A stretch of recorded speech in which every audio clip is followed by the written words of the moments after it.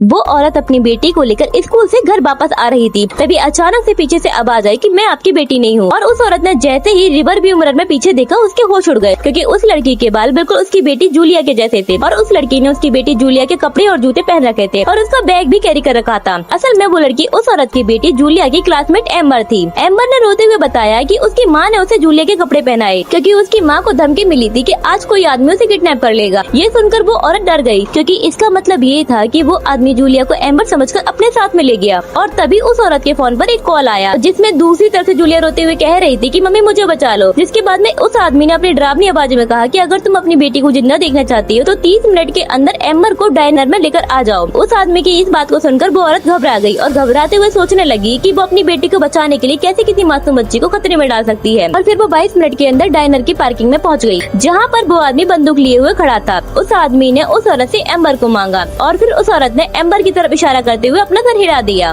जिससे एम्बर रोते हुए गाड़ी से उतरी और उस आदमी के साथ में चली गई। उसके बाद में उस आदमी ने जूलिया को छोड़ दिया और जूलिया दौड़कर अपनी माँ के पास आ गई। लेकिन तभी उस औरत ने एक और इशारा किया और उस आदमी को चारों तरफ से पुलिस ने घेर लिया। पुलिस को देखकर उस आदमी ने अपनी बंदूक निकालने की कोशिश करी, लेकिन वहाँ पर बंदूक नहीं थी, क्योंकि एम्बर ने उसी वक्त चुपके से उस आदमी की बंदूक को निकाल लिया था। अब जैसे ही वो आदमी एम्बर के पास बंदूक छीनने के लिए आगे बढ़ा, पुलिस ने उसे नीचे गिरा दिया और उसके हाथों में हथकड़ी लगा दी। जिसके बाद में एम्बर और जूलिया उस औरत के गले लगकर खड़े हो गए और बाद में मालूम पड़ा कि वो आदमी कोई और नहीं बल्कि एम्बर का पिता था।